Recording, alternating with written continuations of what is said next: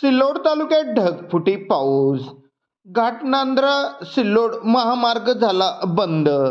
आज दिनांक 28 ऑक्टोबर संध्याकाळी 5 वाजता माध्यमांना मिळालेली माहिती अशी की सिल्लोड तालुक्यात आज अचानक ढगफुटी पाऊस झाला व सिल्लोड घाटनांद्रा महामार्गावरील रोड क्रमांक 40 वरील पुलावरतून पाणी जात असल्याने दोन्ही बाजूने वाहतूक जाम झाली होती. सदरील दोन्ही बाजूला अनेक वाहने अडकली होती.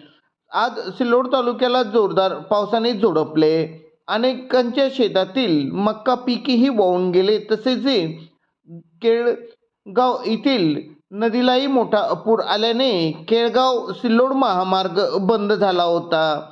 आज जोरदार पावसाने सिल्लोड तालुक्यातील अनेक महामार्गावरील मार्ग बंद झाले होते. तसेच शेतकऱ्यांचेही मोठ्या प्रमाणात नुकसान झाले आहे.